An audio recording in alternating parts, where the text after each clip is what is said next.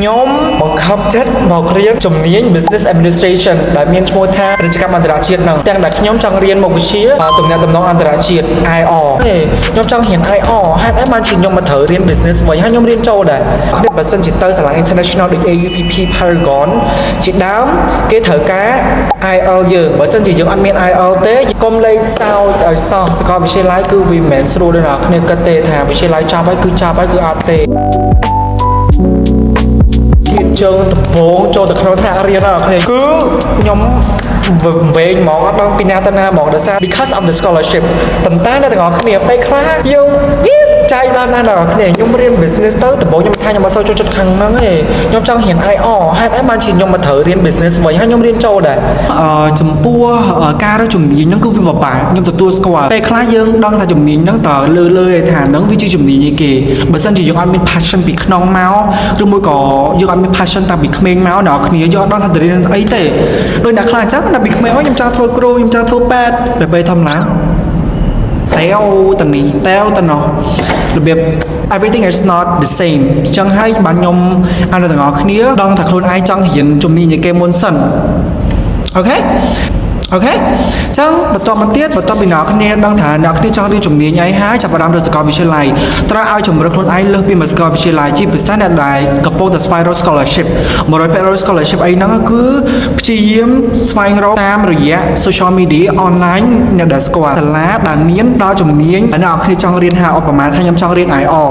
ហើយសាលា Paragon សាលា AUPP សាលា Rule គេ provide a major ហ្នឹងអញ្ចឹងទៅអូខេខ្ញុំទៅសួរព័ត៌មានដល់សាលាហ្នឹង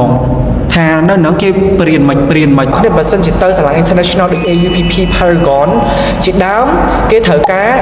IL យើងបើសិនជាយើងអត់មាន IL ទេយើងត្រូវប្រឡងដើម្បីចូលរៀននៅសាលាហ្នឹងដោយសារសង្ដាគេបាប់អន្តរជាតិបើសិនជាអ្នកនរគ្នាប្រឡងអត់ជាប់ទេអ្នកនរគ្នាត្រូវ spend around 1 year or one semester around 4 months វាទៅតាមកម្រិតអង់គ្លេសរបស់អ្នកនរគ្នាដើម្បីពង្រឹងសមត្ថភាពភាសាអង់គ្លេសរបស់អ្នកនរគ្នាដើម្បីចូលរៀននៅសាលា Paragon ក្នុងនាមជានិស្សិតពេញលេញហ្នឹងហ្មងអាហ្នឹងគេហៅថា year 0ដល់គ្នានៅ Paragon គេហៅថា year 0កុំភ័យដោយសារតែនៅក្នុងសាលានីមួយៗគេតែតែមាន test ដើម្បី test សមត្ថភាពយើងហើយបើសិនជាយើងអត់មានសមត្ថភាពមួយដែលថារៀនតាន់គេនឹងបរិញ្ញយើងបន្ថែមអាចថាមួយឆ្នាំអញ្ចឹងទៅប៉ុន្តែអ្នកទាំងអស់គ្នាត្រូវចាំថាភាគរយ scholarship យើងក៏បានតិចដែរបើសិនជាអង់គ្លេសហ្នឹងយើងប្រឡងអត់ជាប់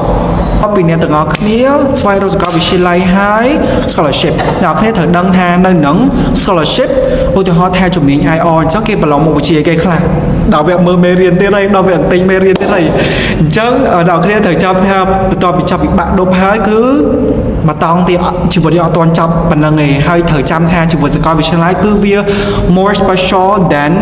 វិទ្យាល័យដោយសារពេលហ្នឹងគឺយើងពេលដែលយើងចាប់យកស្វែងរកខ្លួនឯងថាយើងចង់ធ្វើគេនៅថ្ងៃអនាគតអញ្ចឹងណាអ្នកគ្នាចង់ឲ្យអ្នកគ្នាត្រៀមប្រឡងម្ដងទៀតដោយសារតែប្រឡងយក scholarship អត់ស្រួលទេអ្នកគ្នាដោយសារយើងត្រូវប្រកួតប្រជែងជាមួយអ្នកផ្សេងដែរប្រឡង unit ទេ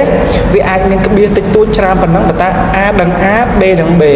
ប៉ុន្តែបើសិនជា scholarship អត់គឺអត់បើបានគឺបានហើយគឺអញ្ចឹង just get ready សម្រាប់ថ្ងៃប្រឡងមិនថាតែប្រឡងណាអ្នកគ្នាកុំទៅយឺតនិយាយទៅប្រឡងដូចប្រឡងបាក់ដប់អញ្ចឹងហើយកុំលេងសើចប្រឡងមែនតើណាឲ្យជាប់កាន់តែច្រើនកាន់តែល្អយើងកាន់តែមានជំរឿនច្រើនជាពិសេសទៅសាលាដែលខ្លួនឯងចង់រៀនដល់គ្នាយើងរៀនសាកលវិទ្យាល័យអត់ដូចរៀននៅវិទ្យាល័យដល់គ្នាគឺវាប្លែកខ្លាំងមែនតើអូខេប្លែកខ្លាំងមែនតើដល់គ្នាខ្ញុំចង់ឲ្យដល់គ្នាត្រៀមអានោះឲ្យហើយមានណាគេខ្វល់ពីយើងទេយើងតែយើងគេហើយមិត្តភក្តិរបស់យើងក៏របៀបថាមកថ្នាក់ហ្នឹងយើងអត់ស្គាល់គេទាំងអស់ហើយដោយសារតែថ្នាក់យើងត្រូវដូររហូតអាហ្នឹង for Paragon ណា environment there I really like my school at first no ខ្ញុំ come to the university life welcome to the life of lost I can say the life of មានអារម្មណ៍ថាសប្បាយដល់គ្នាយើងចាប់ផ្ដើមស្គាល់ខ្លួនឯងយើងចាប់ផ្ដើមចង់ដឹងថាខ្លួនឯងធ្វើអីហើយ yes thank you so much guys for watching this video I hope this video help you and yes have a nice day bye